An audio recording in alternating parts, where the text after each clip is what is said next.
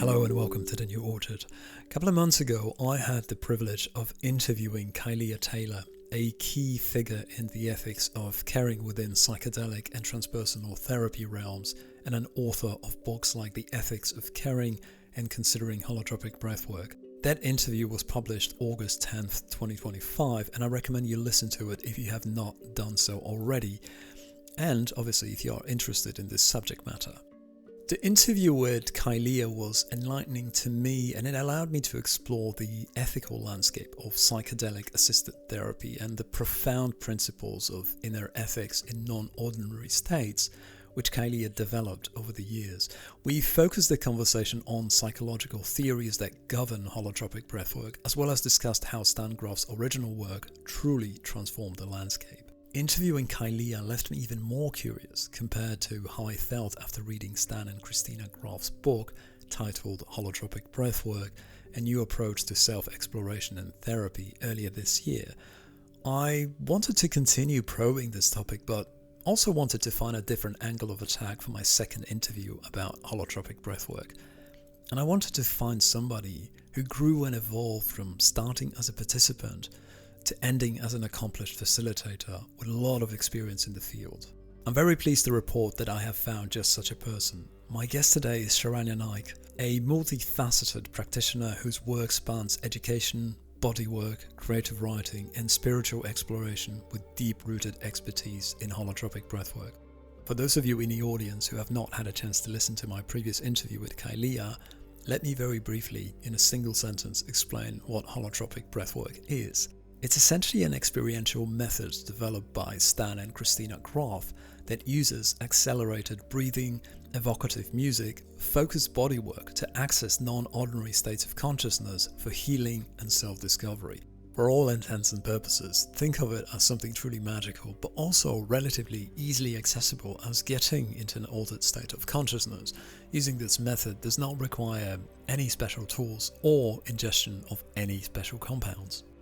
Sharanya, originally from Bangalore in India, moved to the United States in 1984 and has since, through hard work and dedication, built a rich career integrating both Eastern and Western traditions. She became a certified holotropic breathwork facilitator in 2003 after rigorous training, and has since facilitated sessions for groups and individuals across multiple cities in the United States and India. As a module facilitator at the Institute for Holotropics, formerly known as Grof Transpersonal Training or GTT, Naik contributes to training programs helping others learn the techniques through immersive modules that include breathwork sessions, group processing, and integration practices.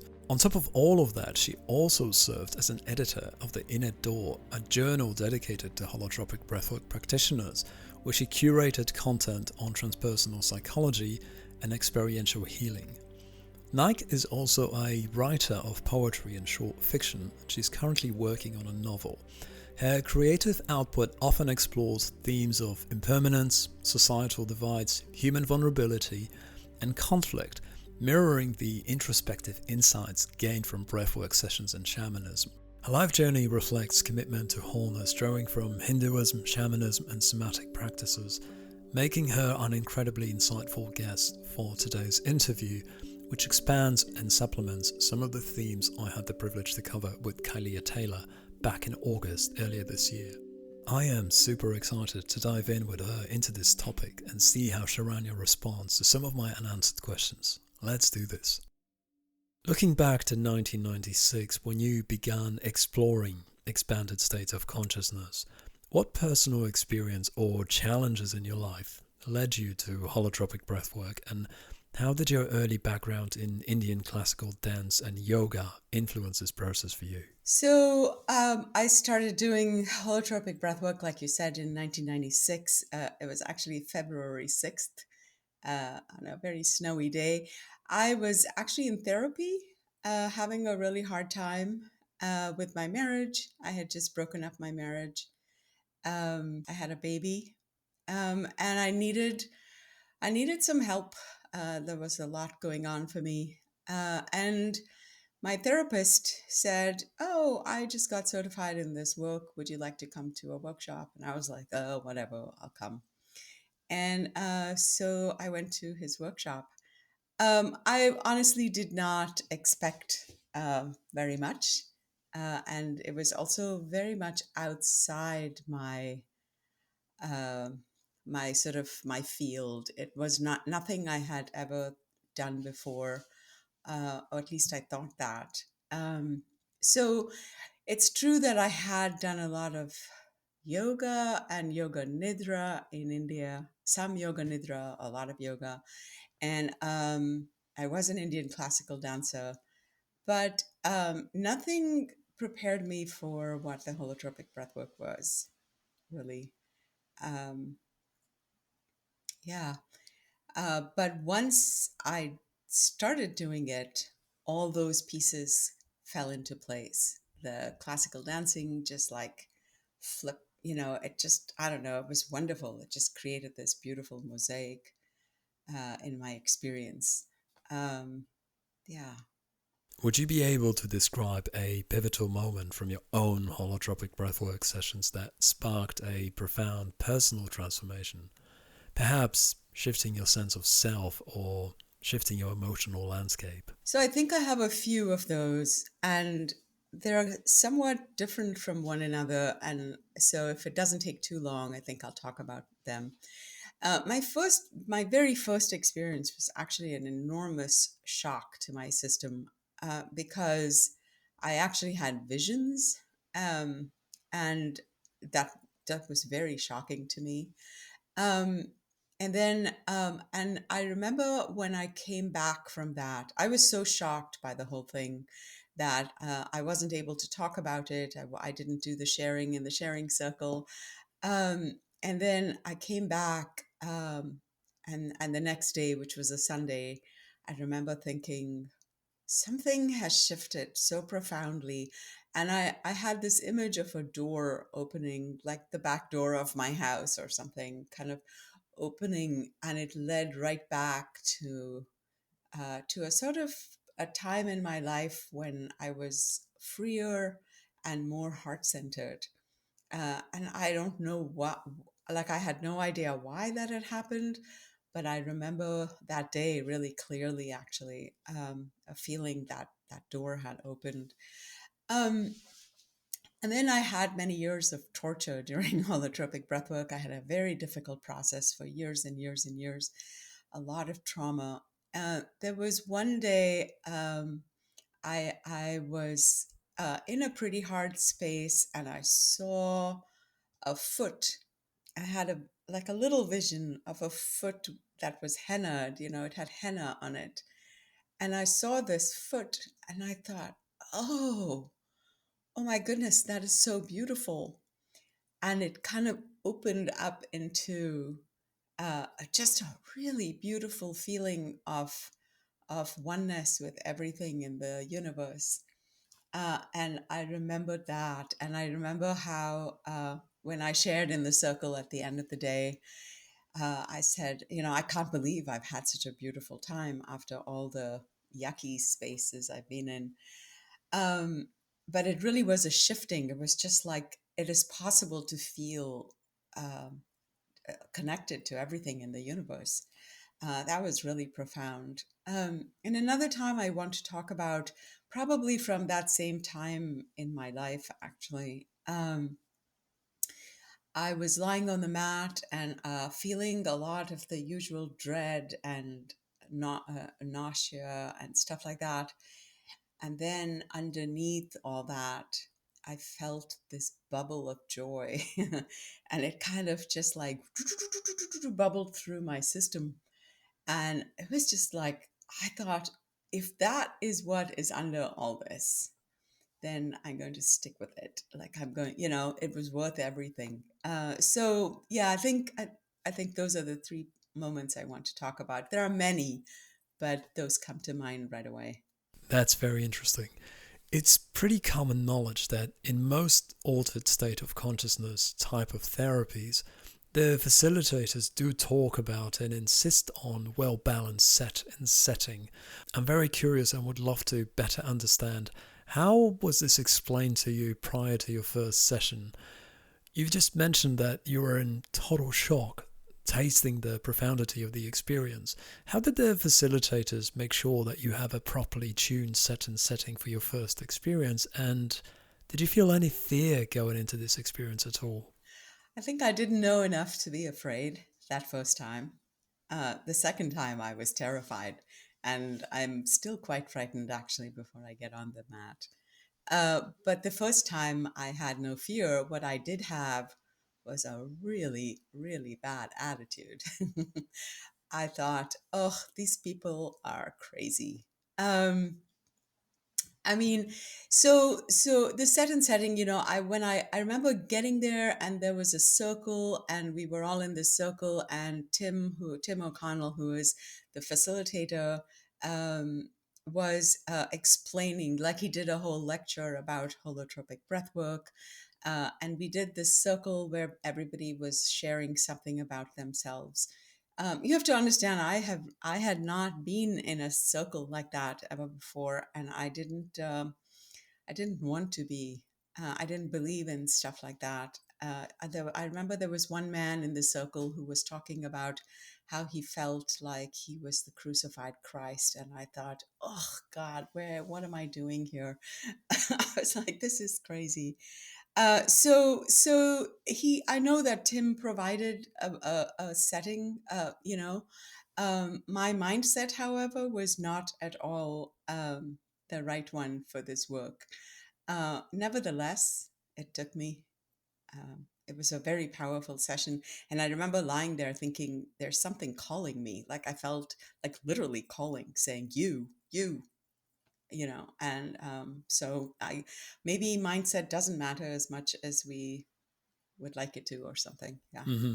Yeah, that's incredible that you've approached this with such a negative attitude, but you came out of something incredibly Oh yeah, positive. it was grace. Hmm. Yeah, that's really counterintuitive because I think the facilitators that I talk to, they're pretty strict about the set and setting, and it's like if you're not in the right frame of mind, don't do it. So that's really interesting. As someone certified in holotropic breathwork since 2003, how has your role evolved from participant to facilitator? And what inner changes did you notice in yourself after repeated sessions that convinced you that this was a lifelong path? Well, when I certified, I felt some sadness because I thought, oh, this work is now ending for me. Um, but actually, of course, again, it was surprising that in a way it was only beginning. And that sounds like an exaggeration, but it isn't. I really I grew a lot in the next 5 years or so as I started working with other people and I was doing my own work pretty regularly. So I think there were a few things. The training was really rigorous.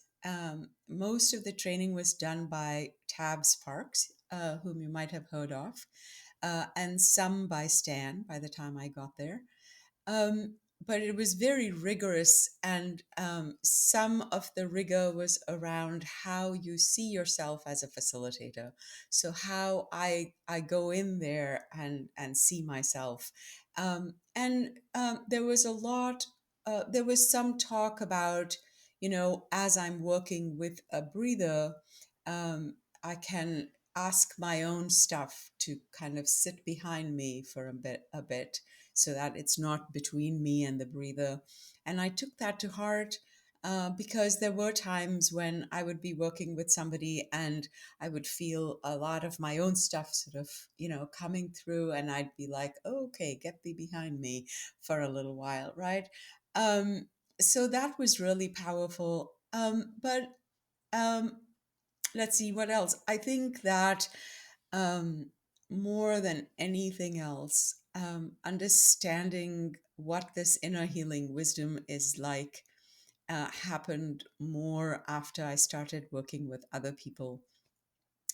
When we call it the inner healer, or I call it the inner healing wisdom. And when I was in my own work, in the thick of my own work, it just was so thick around me, and I did have a sense now and then of something else. leading it, or synchronicities happening. But mostly I was just like in this space, that I was working in. But then when I started to work with other people, the miracle of it started to be really obvious. Like, people would have these powerful experiences that I knew nothing about. I was running this workshop and they were having the powerful experiences, and I did very little. And so knowing then that it just became more and more clear. And I think I still have that experience pretty much every time I run a workshop, that in fact, there is something else working in each of us, and I don't have to do anything, which is a huge relief. I think another thing about working with other people is, I learned a lot of compassion, which I could then move to myself, right? I could turn it on myself. I think I needed to work with other people for many, many years before I could turn that around and say, how much you love those people who are working in your workshops. Maybe you could have some of that love for yourself, that kindness. So sitting for myself became a really important thing once I started to work with other people. You said something interesting there, that going through certification is actually quite difficult, that it's quite a lot of work. The majority of people who apply and go through the certification process, do they follow through doing all this hard work, or do they tend to drop out? Hmm, I don't know. That's a question for someone else. I think that I would say, I think I'm right about this, but I may be wrong. A lot of people who do get certified don't actually run workshops. They get certified, but then it's a lot of work to run a workshop. And so they end up not doing that. They go through the process and get certified. Some people go through the process and don't get certified. It is a pretty rigorous process, and there are people taking care of it, like, gatekeeping a little bit to make sure that people who get on the other side of it are really ready to do that. Um, so, yeah. In your experiences, what specific emotional or psychological releases have occurred during holotropic breathwork sessions that felt transformative, and how did they connect to unresolved aspects of your past? So, not all experiences in breathwork are about trauma. So, I just want to start it by saying that, and then I will talk about releasing trauma. But there's a whole other aspect to this work, um, yeah, that dovetails with the trauma. I think for me particularly, a lot of the body work was incredibly useful. There's a lot of body work and breath work, and the way we do the body work is especially useful because the person who is doing who is on the mat, the breather, is the person in charge of the body work. And so I get to say, where the release needs to happen, how it needs to happen, how much it needs to happen, instead of having somebody else tell me what to do in order to release my trauma or my stress or my tension or whatever. And so being in the driver's seat was extremely powerful for me because, as you know, I was a classical Indian dancer and I was always told what to do with my body. And then I came here to be a modern dancer, and then I was told even more what to do with my body and what was wrong with my body. And meanwhile, my body was holding a tremendous amount of trauma. So, first of all, there was that. That didn't happen for maybe the first few sessions of my breath work. I was simply having a lot of visions and a lot of, emotions. So once I started doing the body work, that became a really major part of it. Um, I would say another kind of release is actually this emotional release, right? Crying, I remember it might have been my third time breathing in on in a workshop, and I called over a facilitator and I said, I have all this tension or stress in my stomach, and so he put his hand on my stomach, and all of a sudden there was this screaming in the room, and while I was lying there, and I thought, who is that screaming so loudly? And it was me. And it was like the most amazing thing. I'm not a screamer, or I was never a screamer. Growing up as a child, I had a sister who was a screamer. And so I was the person who froze instead of screaming. Instead of like things coming out of me, things kind of froze in me. So when I started screaming, oh my God, it was like an amazing thing. Um, and the crying was, I don't know, it took me maybe 15 years to cry on the mat, to really cry, because maybe of all the things, that's the hardest one. But once I really started crying, I thought, oh, this is the thing to do. It's so fun. I mean, you just like, oh my gosh, all that stuff coming out. Yeah. Um, yeah, sometimes, you're sitting with sometimes I had a facilitator who'd be sitting with me at the end of a session, and just being able to talk through some stuff was a release. Yeah, I think there are many ways. And plus, there's a lot of space. Unlike in the medicine work and the holotropic breath work, there's just a lot of space to move and to, I don't know, to punch pillows and to push against the mat or the pillow or the floor, or to stand on your head, things like that. So those are all good ways to kind of just get the energy moving and kind of let go a little bit. It's really interesting. It's as if your consciousness splits into two separate parts. Following your description, you've said part of you wondered who's doing all the screaming, with the other part doing the screaming.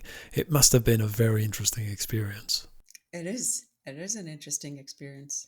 Alright, let's move on. Drawing from your 18 years studying Peruvian shamanism, how do shamanic elements intersect with holotropic breathwork practice in facilitating personal healing?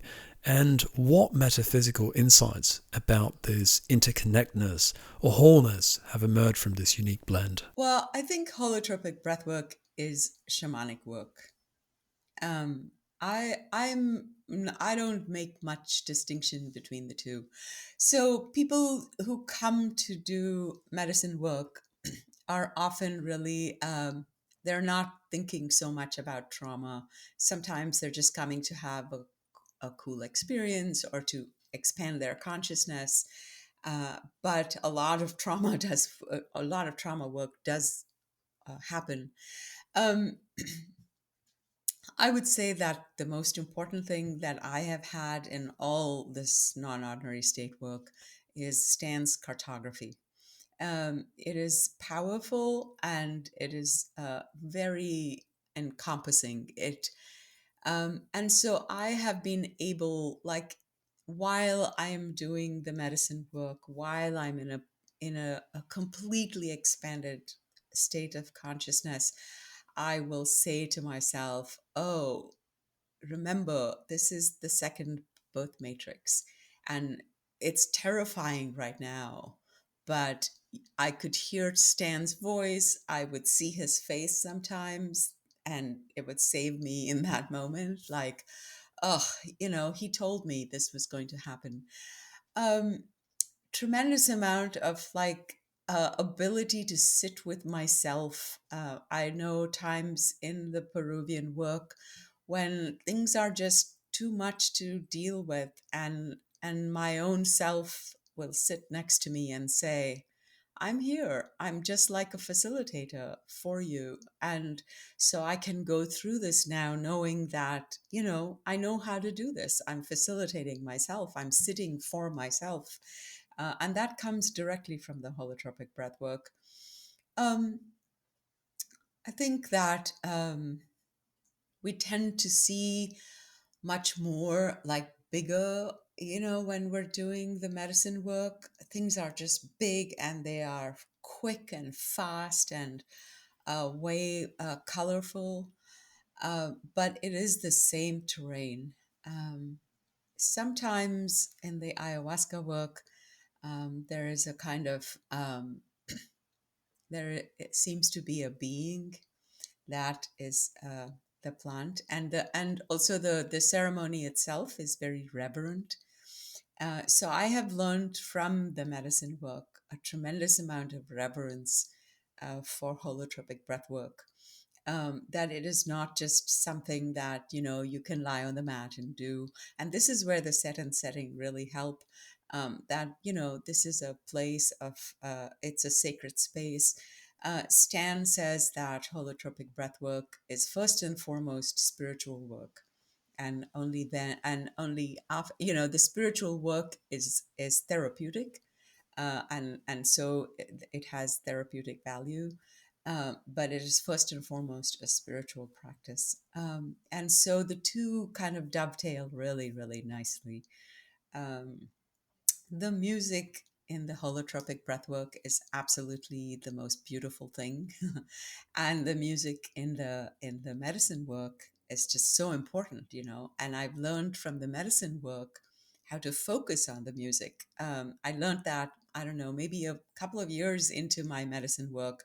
I thought, oh, what you're supposed to do is like follow the music. There's the rattle and the singing and you follow it, and now there's a way I follow the music in the breath work as well. I kind of feel that the two are very connected. And then in terms of the second part of that question was a big one about how it has informed my idea, right, of life, the universe, and everything. um,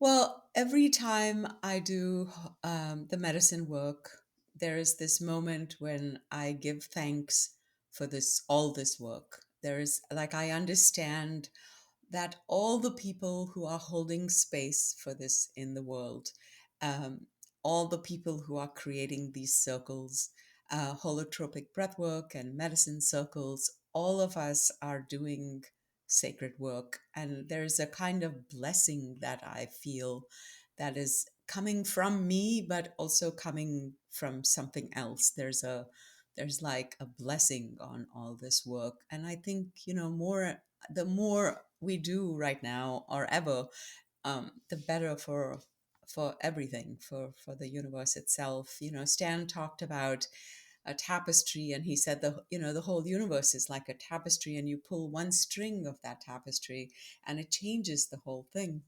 And so each time we create the circle, we are changing that tapestry a little bit. um, Opening the heart, the heart opens, and there's nothing quite as important as that. And that happens really often in the holotropic breath work. It happens big time in the medicine work, in all kinds of medicine work. And that itself is this enormous gift, to myself, to everybody I know, and to the world, right? Opening that heart. Yeah.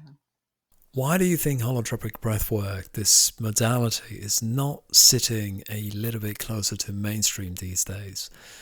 I mean, it's not new. The work that Stan and Christina did is not from yesterday. It's been around for a while. I appreciate you might not have specific data, but purely observationally, do you see the number of people sort of openly trialing holotropic breathwork growing, or not really? You know, I think where I live right now, and also on the East Coast, I think even I was in a Midwest setting recently. A lot of people are turning to psychedelics now.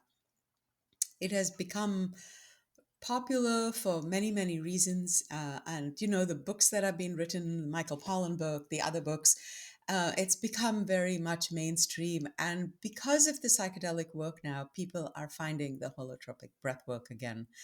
um there's a lot of people are a little bit bored with it. They're like, oh, that's just the breath, that can't be that powerful, so they'd rather go to the medicine work.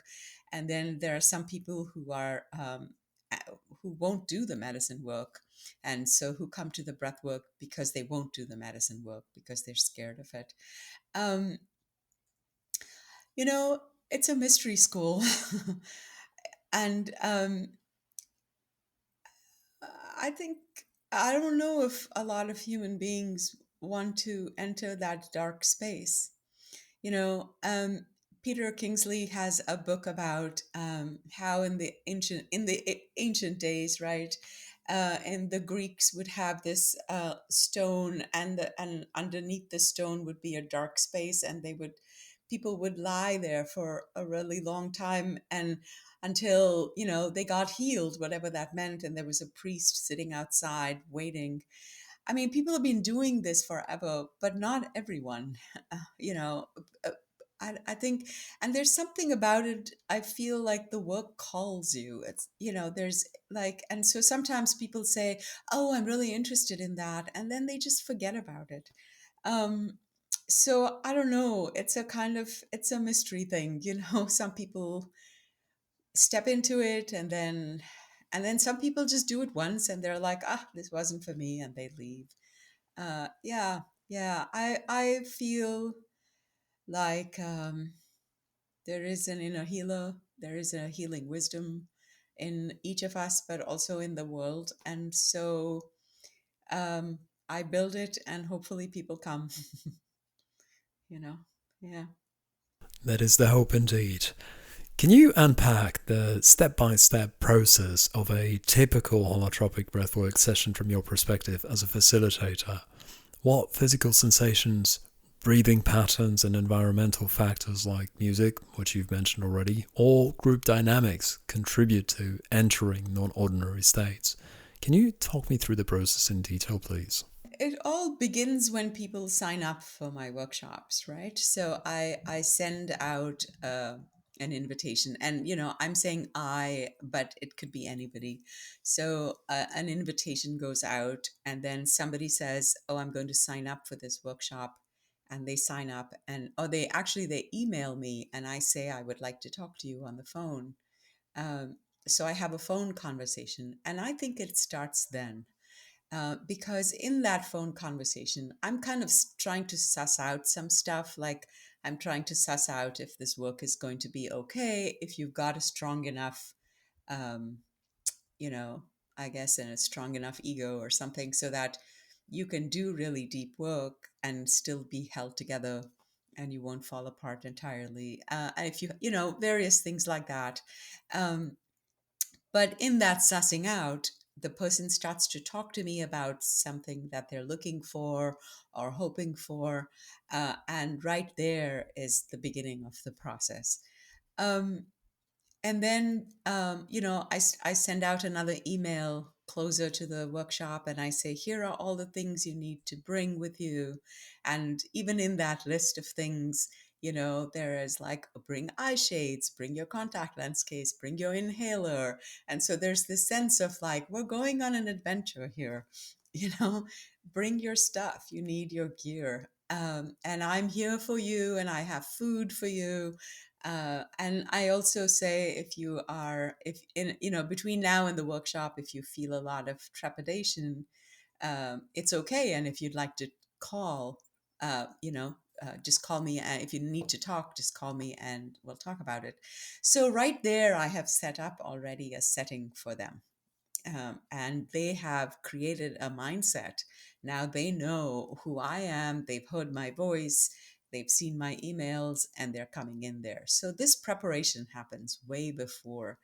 Um, so every experience has three parts. We say there's the preparation, then the session, and then the integration.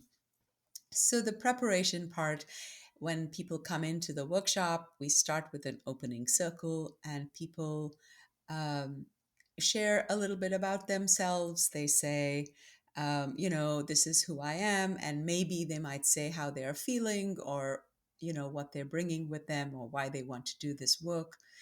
Um, and then, so once we go around the circle, the facilitators do a talk about holotropic breathwork. So this is part of the preparation.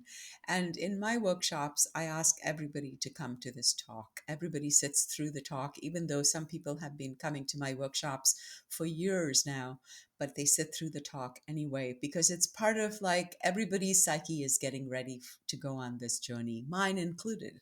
So I give the talk, and it's pretty much what Stan used to talk about. It's pretty much the exact same talk.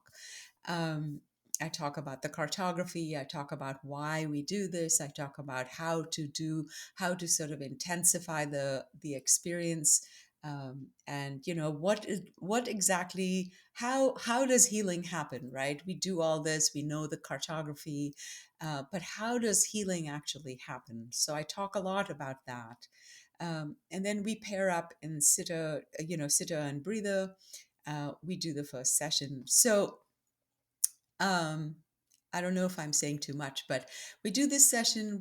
One session we have lunch. We do a second session. We have dinner, and then we have the sharing circle, which is part of the integration. So in terms of the actual breath work, the breather, we set up the room. So we have mats and sheets and blankets and pillows, a lot of pillows. Um, and the breather lies on the mat, and the sitter is sitting next to them. And they've kind of come to a kind of contract, like if I need tissues, I'll do this, or if I need some water, I might do this, or if I need to go to the bathroom, So they've come to sort of some agreement about how to communicate without words. Um, and then the breather lies on the mat, and then the facilitators will talk the room, the whole room actually, through a kind of relaxation. So we kind of go through the body parts, and really all this does is like it settles the whole room, it settles the body, it settles the mind, it settles the breathing. Just kind of gently, everything becomes sort of softer and quieter. And then the music comes on. Um, and the person who is doing the breath work, so I don't know if you know about it, but the music is a 3 hour long session of music, and there are sort of these. The first hour is very percussive. So the breather is encouraged to breathe with the percussion of that music.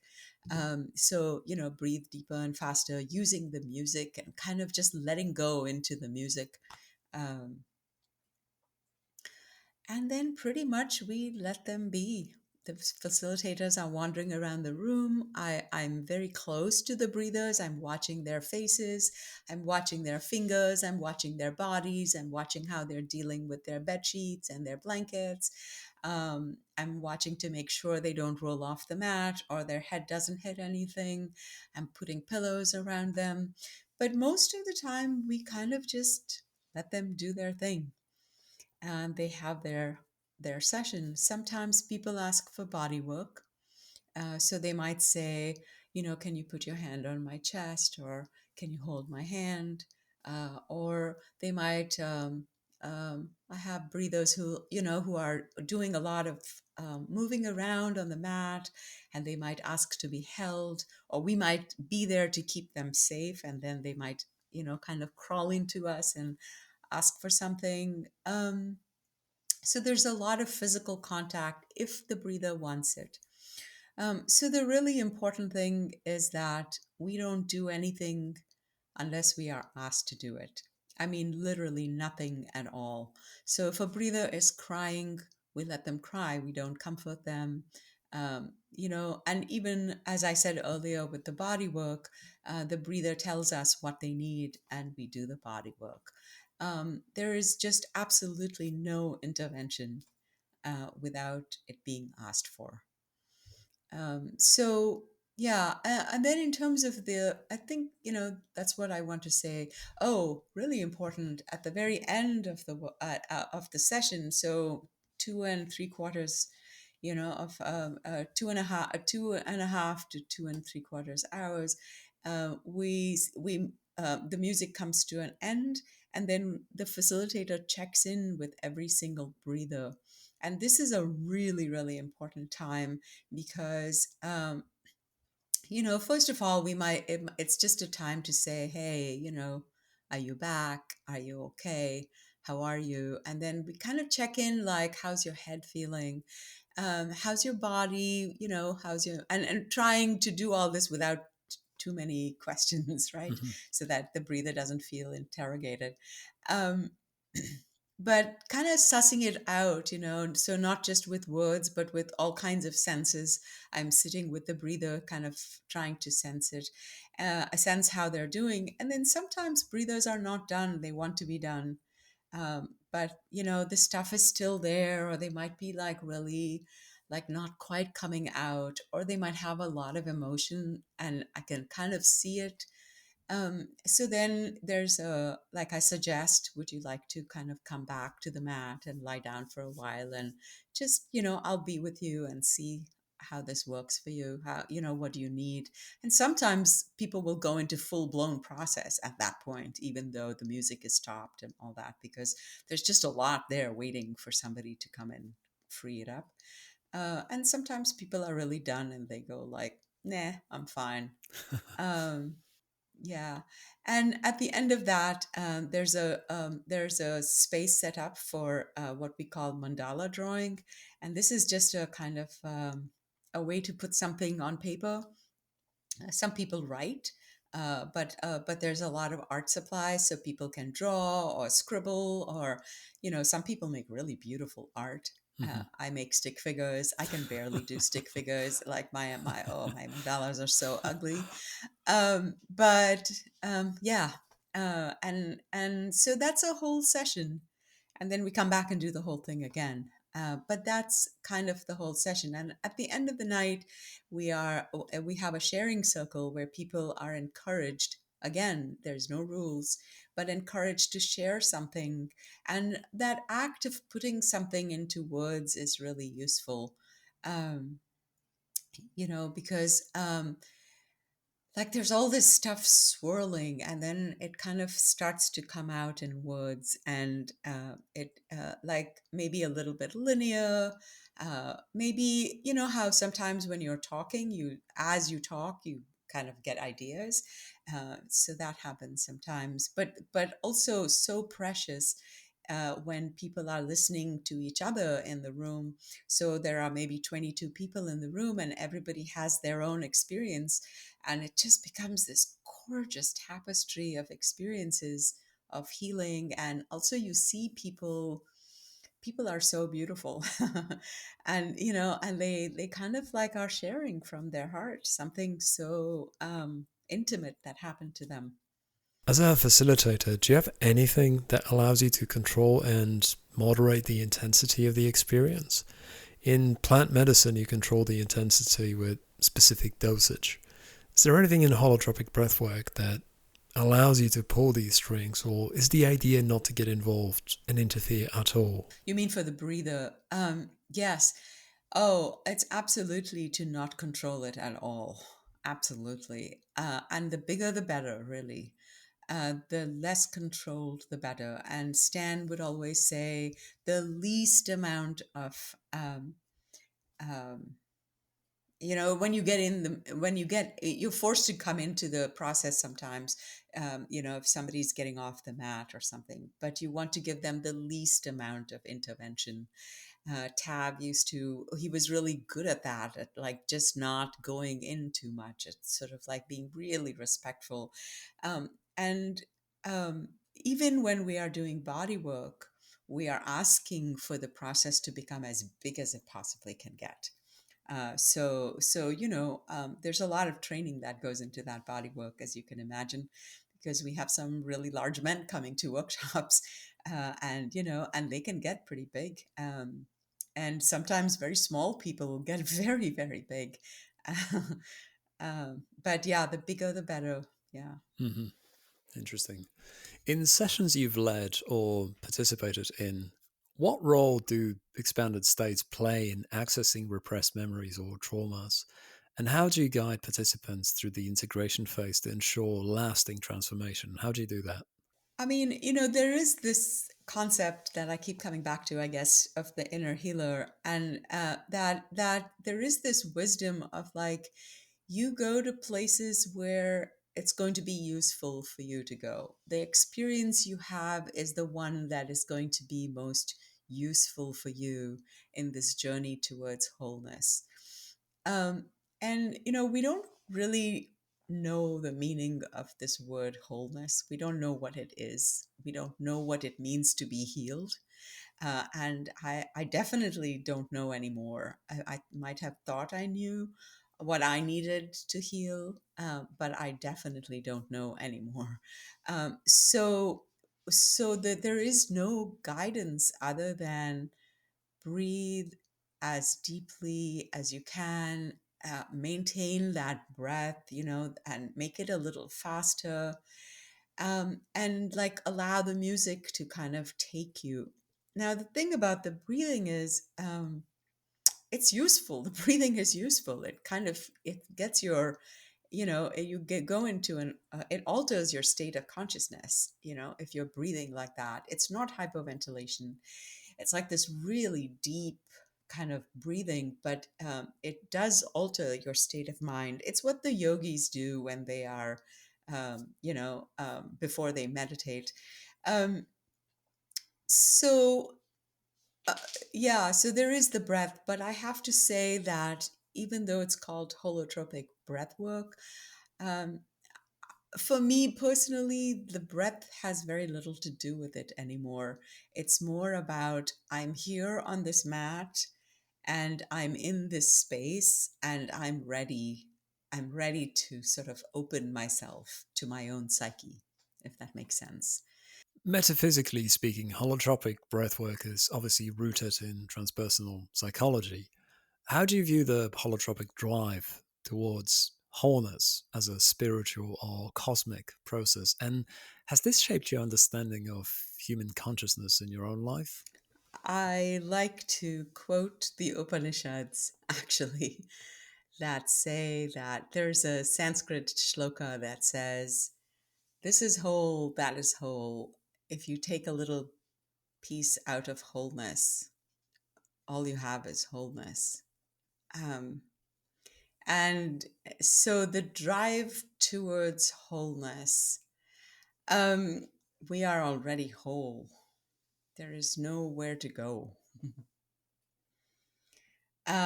So it's really a question of discovering and uncovering rather than going anywhere or fixing anything or changing us. But I say that, and of course, we know that it's not simple and it's enormous, right? So there are, so we can say then that somewhere deep down we are whole. And once we realize that, things start to fall away much faster and we can get back to those places. Um, but we have layers and layers and layers of covering of that wholeness, of that understanding of wholeness, of that understanding of, you know, all of us being connected. I mean, in the end, that's what it is, right? We're all connected.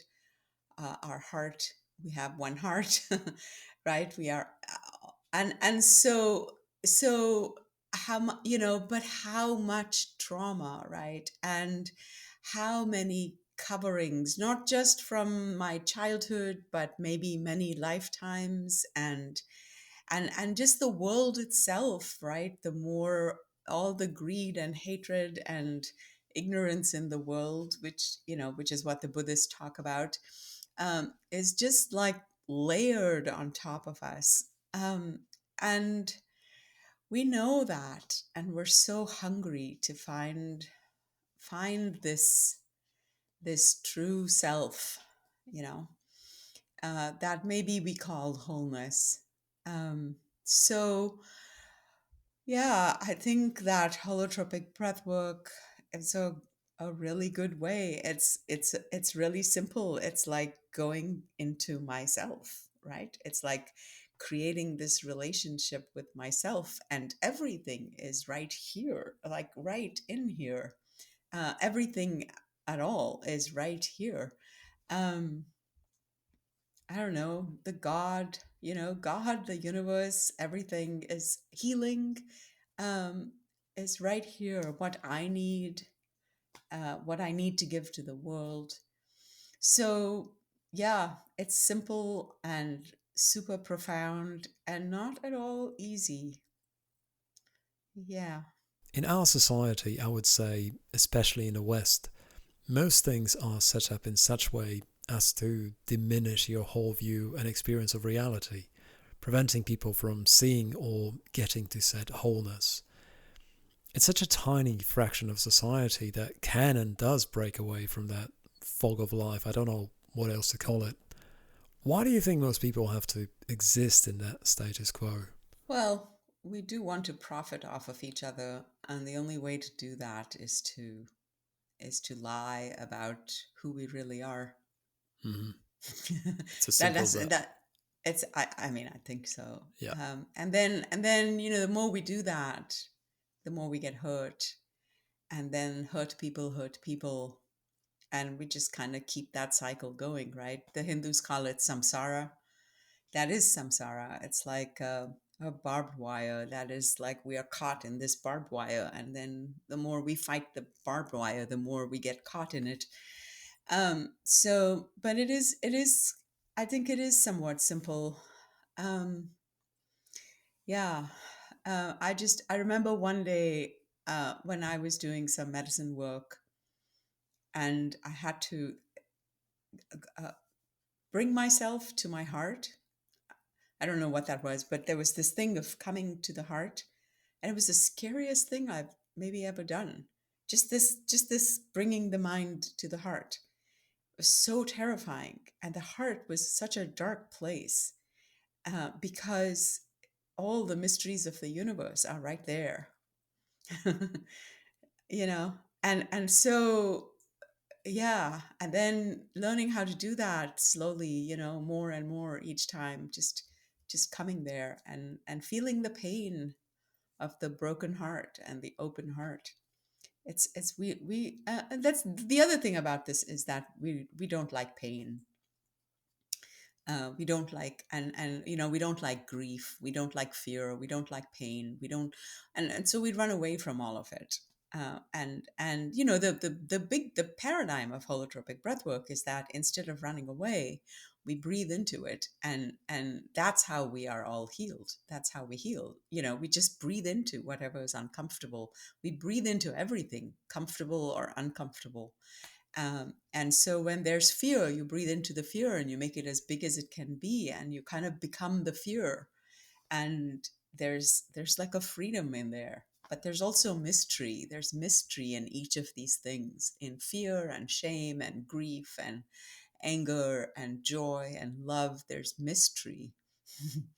And so kind of like, spending time in that mystery, um, it's not that easy. We also have a lot of things to do. We always have things to do. We have things to do all the time, and we have to fix everything and change everything. And there's no time to just be. Mhm. Yeah, I want to share this, that many times now I've had this experience in the breath work and also in the medicine work, of how beautiful the universe is.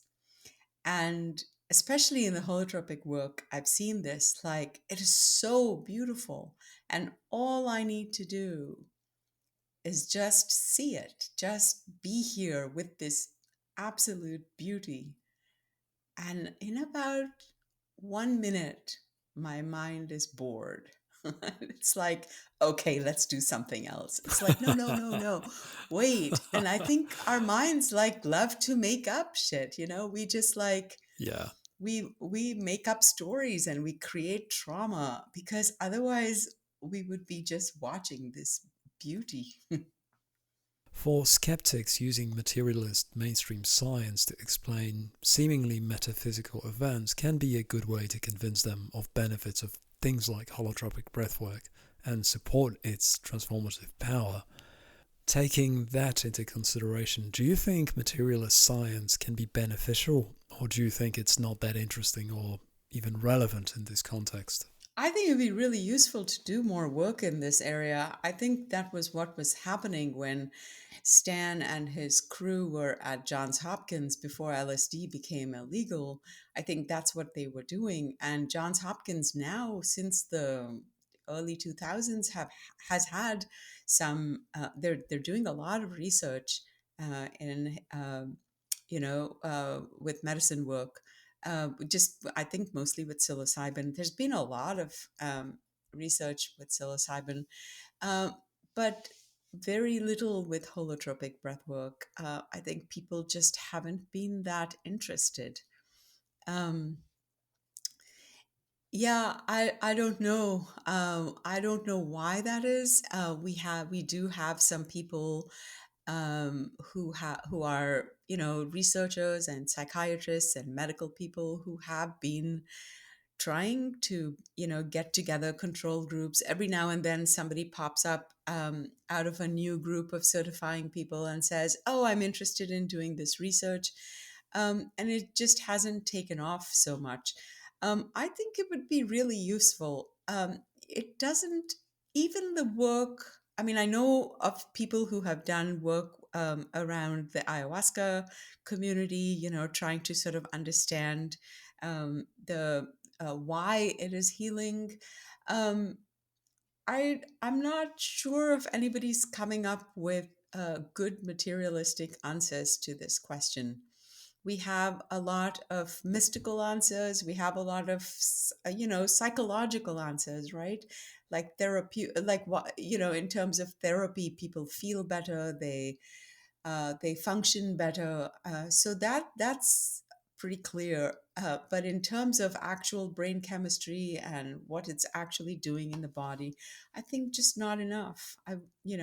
I wish somebody had studied me the whole way through, frankly, for the last 30 years, because the changes have been so amazing in me that I wish that, and I've written it all down, right? But I really do wish that there were some like ongoing yeah projects like that. I know Stan used to wish for that too, but it hasn't happened. Yeah. As a school teacher for over 34 years and a certified funeral celebrant, how has holotropic breathwork influenced your approach to education and end of life care? Perhaps in fostering emotional resilience or maybe deeper appreciation for life's impermanence. Can you talk to us a little bit about that? In terms of teaching, so important. It has been so important for many, many years. For the first, I don't know, 15 years I was doing this work, I never told anybody that I did this. Holotropic breath work. I didn't go to school and say, oh, guess what I did over the weekend? I lay on a mat and had visions. Didn't tell a soul. Um, and, I would hint at it, or I would say, oh, I meditate. I went to a meditation workshop. That was the best. That was the way to do it. But it started to change how I was with children.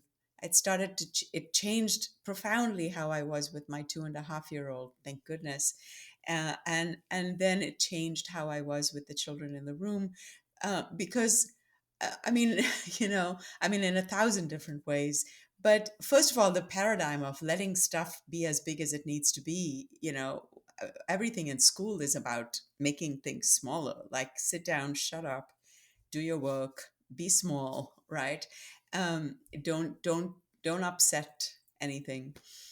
So that shifted a lot in me, and kind of allowing the kids to just be who they were, but also respecting them and loving them, like really kind of understanding that we all have these deep psyches. And there's really no difference between an adult and a child in terms of their deeper psyches.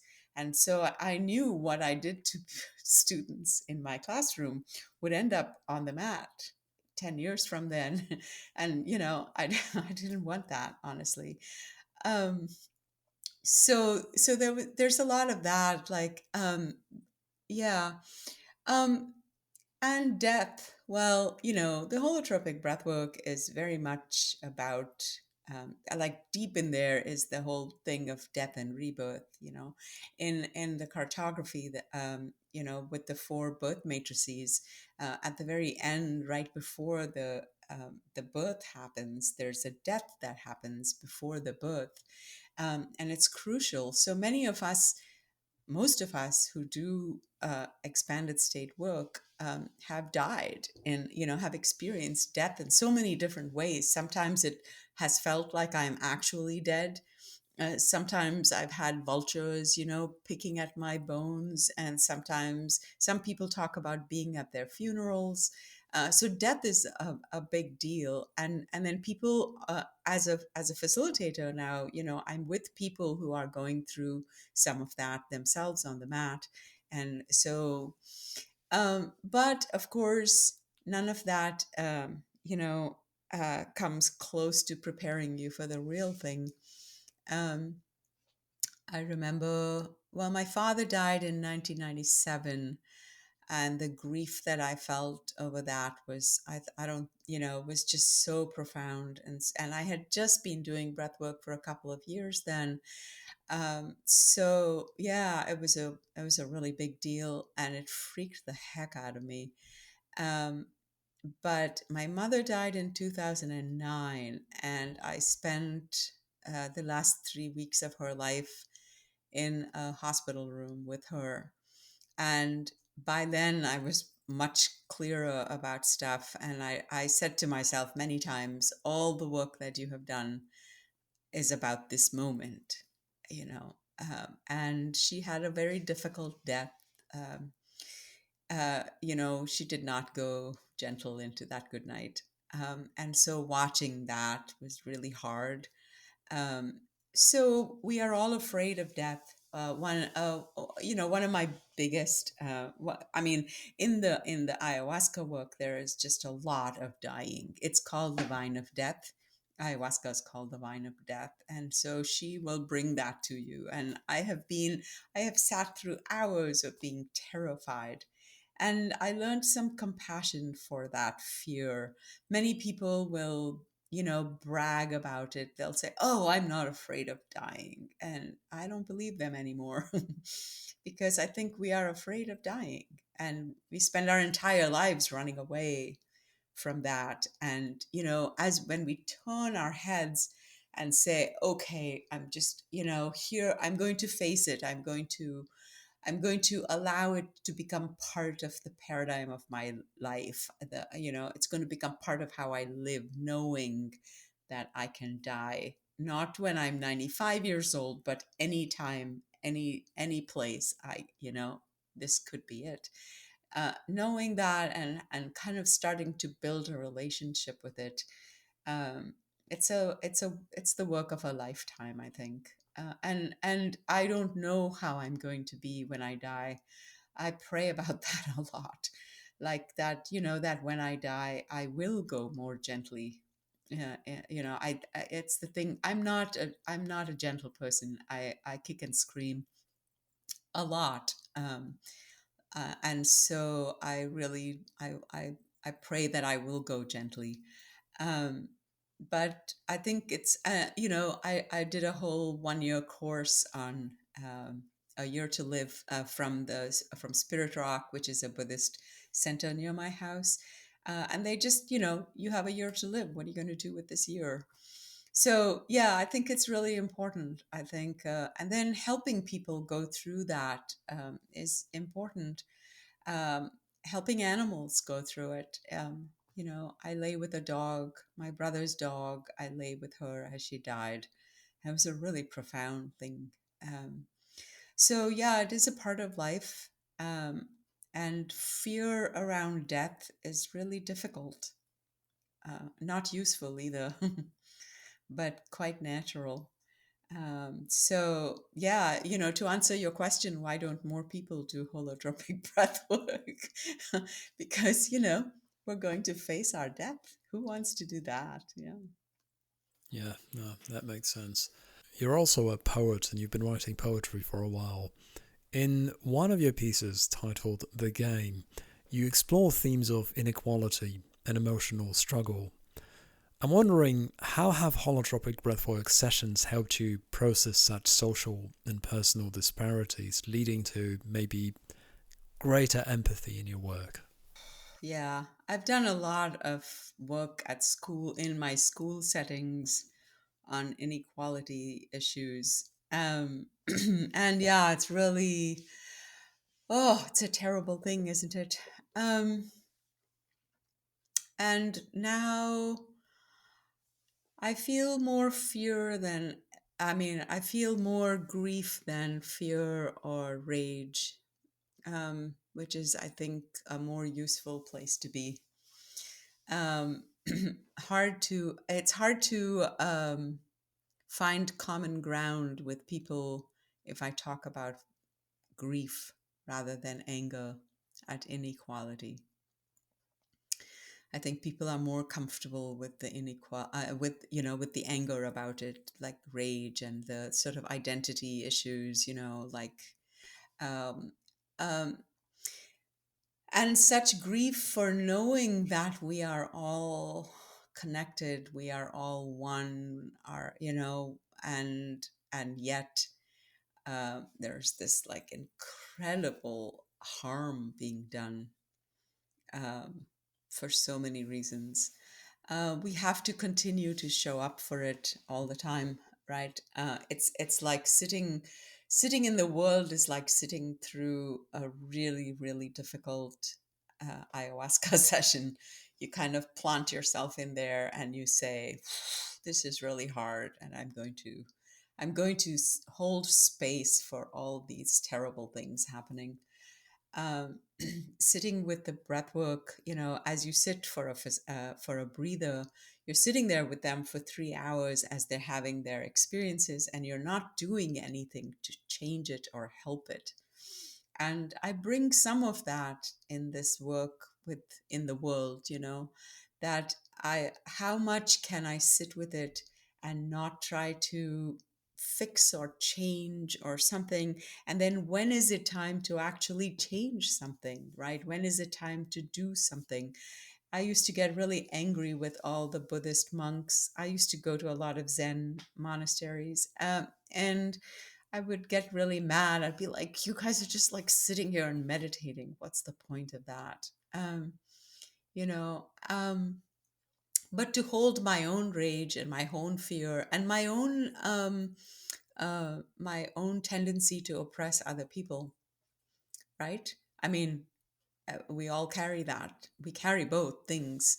We carry victimization from all kinds of things, and we carry the oppressor in us. We are and facing that has been a powerful thing. I come from, you know, um, I don't know, upper middle class family in India, and I remember walking over people on the street. If you've ever been in India, you have walked over people on the street, and I even then I was horrified by all of it.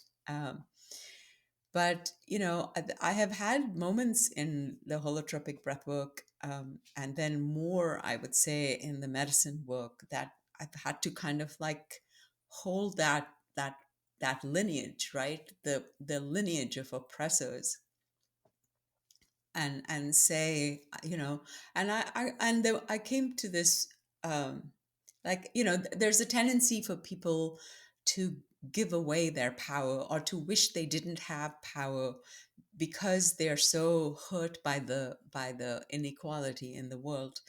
um and I was like that. I was ashamed of being um where I was in that ladder. You know, I was ashamed of it. I carried great shame.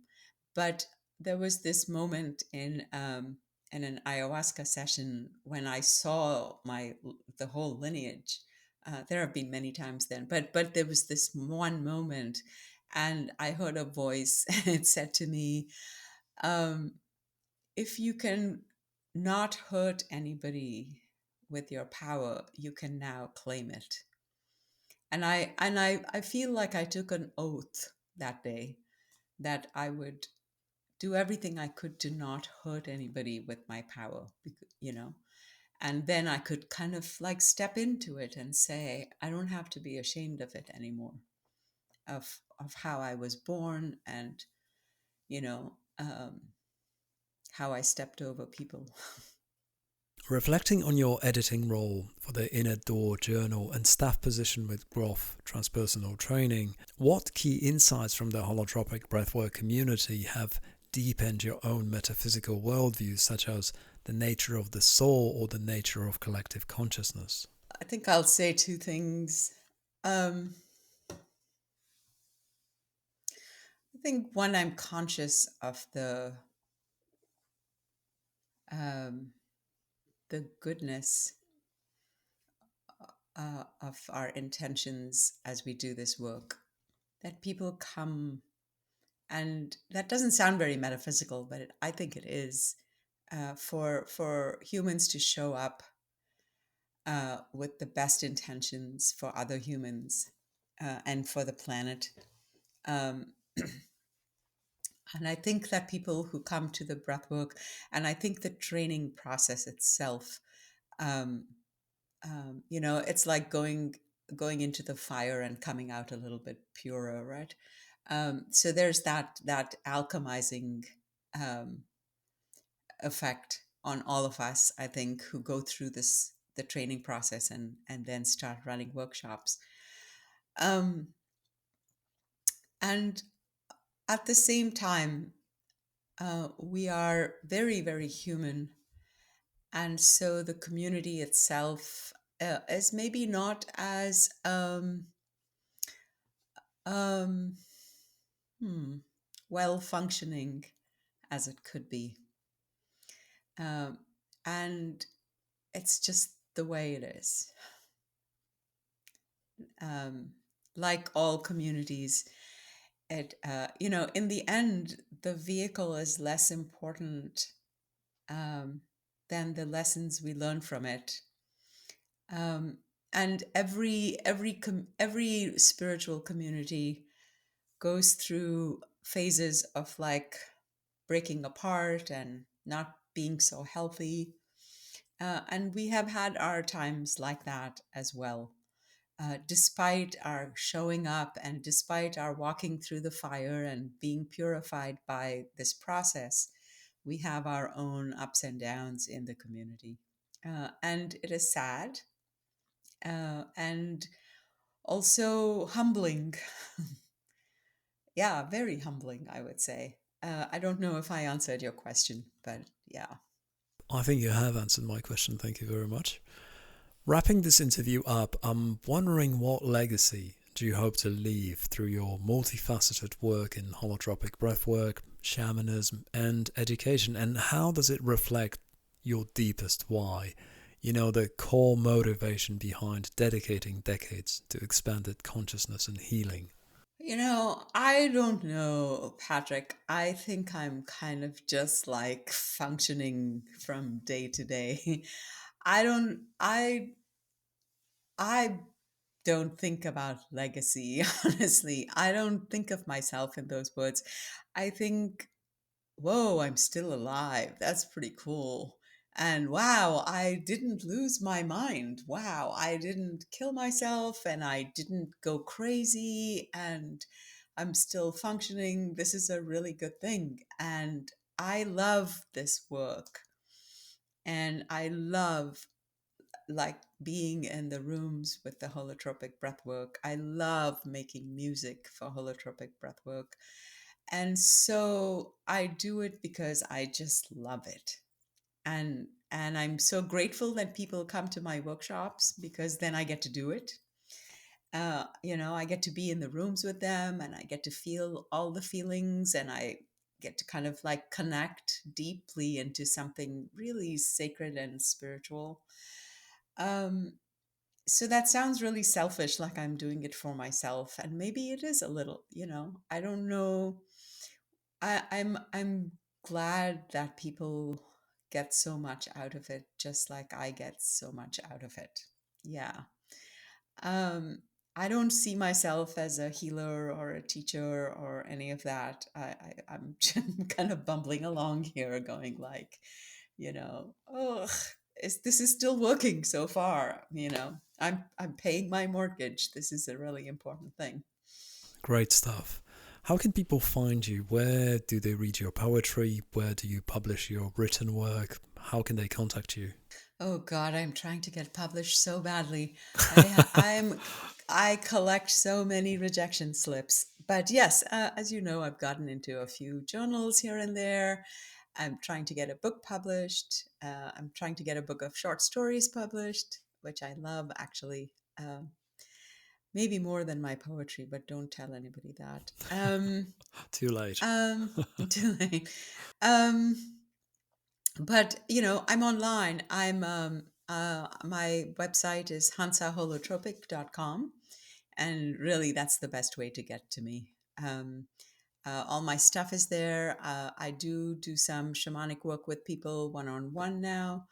um, uh, that means that I'm able to sit for them as they go through long processes using medicines. um, and yeah, I do some integration work with people. People call me up, and if they're having a kind of hard time processing stuff, then I sit with them one on one to do that. Yeah. You're very kind and a very sweet person, and I just want to say thank you very much for finding time for us today. I've loved listening to you, and I feel like I've learned things from you, so thank you very much. Oh, and thank you. I thought your questions were really awesome. I loved your interview with Kailia, and your tone. I loved your tone. I have to tell you that because it wasn't very. You didn't set yourself up as something. Sometimes people interview other people, and like the interviewer themselves are so self-important somehow, you know. And so I really appreciate with your interview of Kailia, but also with working with me. Just your tone is so sweet and like gentle. Yeah. Yeah. And thank you for your work. I mean, you're doing this so that more people can come to this really important work to heal themselves and heal the world and heal the planet. So thank you for doing that. Ah, that's very kind of you to say that. I'm an absolute amateur and I'm trying to learn how to do this well from interview to interview, but I'll take all the compliments I can get and I'll make sure my wife hears it too. And don't cut them out of the interview. Keep them in there. Well, now that you've said that, I can't do that for sure. Thank you very much again for your time and all the best.